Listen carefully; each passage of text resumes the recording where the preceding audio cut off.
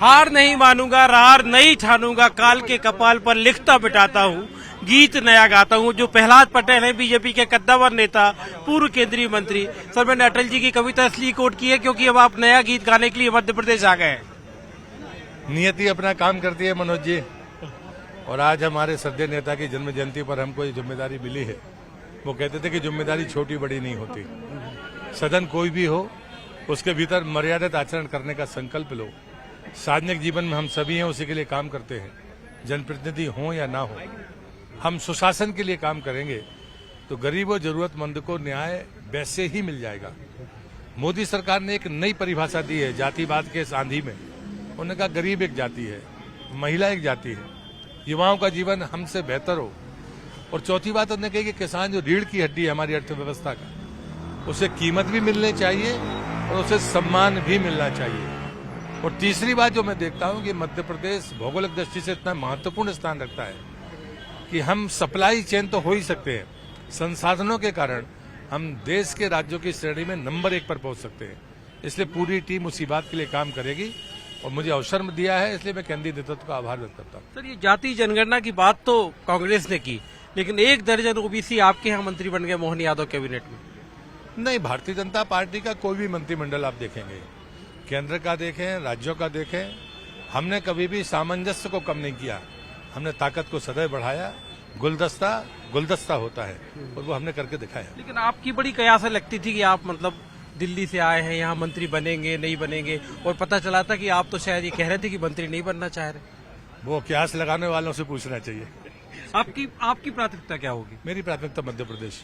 प्राथमिकता मध्य प्रदेश है, और जो कह रहे हैं कि पार्टी ने जो काम दिया है उस काम को बखूबी अंजाम देने के लिए प्रहलाद पटेल अब मध्य प्रदेश में है। Manoj Sharma, Bhopal, news 18 India. हमारे साथ है राव उदय प्रताप सिंह, जिन्होंने मंत्री की शपथ ली है, लेकिन अभी तक वो आज तक कोई चुनाव नहीं हारे। मतलब मंत्री भी आप बन गए मध्य प्रदेश में, दिल्ली से सांसद से अब मध्य प्रदेश आ गए, चुनाव एक भी नहीं हारे। अब मंत्री बन के ऐसा छोटा कैनवास लगेगा क्या? नहीं साहब, भारतीय जनता पार्टी के कार्यकर्ता के नाते जो दायित्व पार्टी देती है, हमारी जिम्मेदारी रहती है हम उसका ईमानदारी से निर्वहन करें।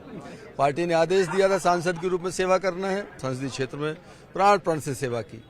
आदरणीय प्रधानमंत्री जी के नेतृत्व में हमारे राष्ट्रीय अध्यक्ष जी ने विधानसभा गाडरवारा लड़ने की एक चुनौती थी। विधानसभा हमारे पास नहीं थी, कठिन क्षेत्र था, लेकिन आदरणीय के अपेक्षा के अनुरूप हमारे गाडरवारा विधानसभा के मतदाताओं ने भरपूर आशीर्वाद दिया, बड़ी जीत दी।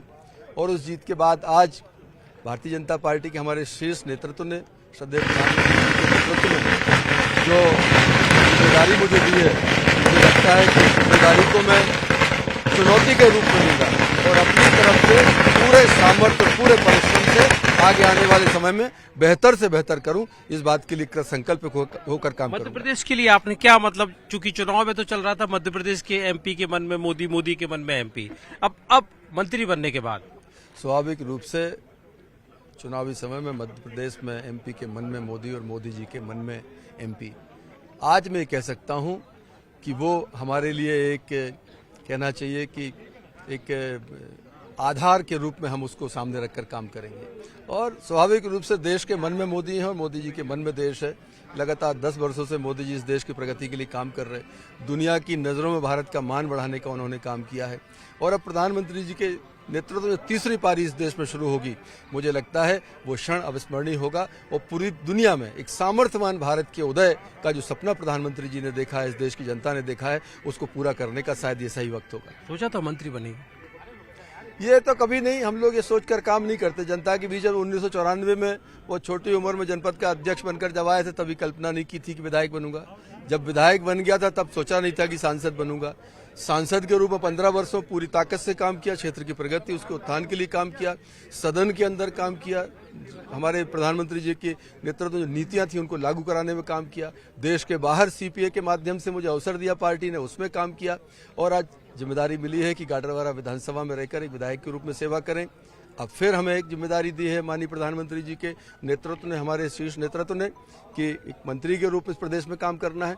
जो दायित्व दल देता है ईमानदारी से उसका निर्वहन करें। और जो हमारी पार्टी की जो एक लक्ष्य है हमारी जो नीतियां हैं, चुनौतियां हैं, उनको पूरा करने में हम कामयाब हों, इसी भाव से हम काम करते हैं। राव उदय प्रताप सिंह जो सीधे तौर पर ये कहते हुए कि प्रधानमंत्री ने जो उन्हें काम दिया है, पार्टी ने जो उन्हें काम दिया है, उसे मध्य प्रदेश में बखूबी अंजाम देने की कोशिश करेंगे। Manoj Sharma, Bhopal, news 18 India.